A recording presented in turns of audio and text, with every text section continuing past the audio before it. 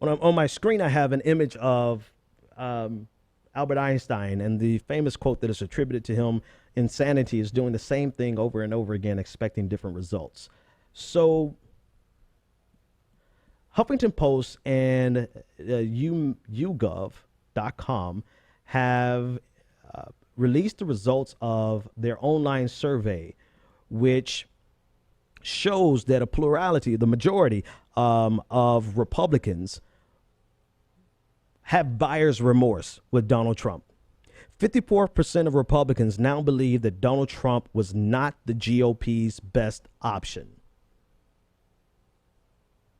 And this was from their data in August. In August, 35% believe that he was the best option, and 54% believe that he was not their best option. As compared to June, it was an even split. 44% believed that he was the GOP's best option. 44% believed that he was not. That has been a dramatic shift since June, and it can only be attributed to the fact that Donald Trump has not shifted for the general election. And I said this in June. I forgot when I said this, but I've said this several times. You know, to me, I suspected by how insane Donald Trump was acting. I floated early on that, man, he's really here just to sabotage the Republican Party. But the way I was going to make my conclusion on that was whether or not Donald Trump shifted for the general election. And for the first few months of the general election, Donald Trump did not shift at all. In fact, he actually doubled down on the stupid and the offensive and the bigoted. And I think at that point, I think the Republicans were perfectly fine with entertaining his bigotry for whatever reason. Whoever was going to win, let them win in the primaries. And of course, he's not insane. He's going to shift in the primary, in the general election, to back to the center and become more moderate. He didn't do that. And so it looks as though between the primaries and the general election, the first few months of the general election, the Republican Party had buyer's remorse. And now 54% of the people say that of Republicans and Republican-leaning voters say that they believe that Donald Trump was not the best solution.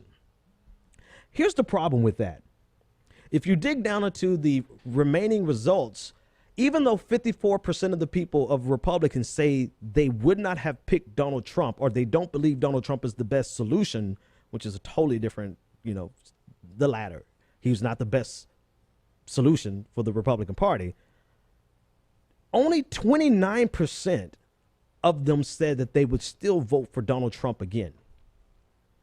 So 29% of the 54% say that of all those people who have been surveyed said that they would vote for Donald Trump again, which is still the plurality, right? That's still the largest amount out of everyone else that was surveyed. They could not decide on any of the other 16 candidates that were given to them. So the closest was Ted Cruz at 15%. So you have an entire party, right, with a margin of error. You have an entire party that has buyer's remorse, but yet and still they cannot decide on if they would take any of their other choices. Ted Cruz comes in at the closest, which is still behind by a whopping 14 points, at 15%, say that they would have chosen Cruz. 14% said that they would have chosen Marco Rubio, and all the remaining candidates had less than 10%, which directly mirrors what happened in the primaries. So even after their experience with Donald Trump doubling down on his ignorance, making a mockery, an even greater mockery of the Republican Party than it already was, really running the Republican Party into the ground, even after realizing all of this, Donald Trump still would win if they had a do-over. I mean, think about that. Knowing full well that Donald Trump is sabotaging their party, Donald Trump would still win in a do-over, even though 54% of Republican-leaning voters think that he was the wrong choice. Doing the same exact thing, expecting a different result. It speaks to the problem, the deeper problem that the Republican Party has for the future. They're so divided and so fractured that someone like Donald Trump is able to come in and solidify that nativist base, that nihilist base, that xenophobic base, and just those people who believe what he's saying in terms of America is going to be great again. Those people who long for the 1950s iteration of America. That's a huge problem for America in general. And I'll tell you why I say it like that. Because without a viable second major party, there is no counterbalance to hold the Democrats accountable.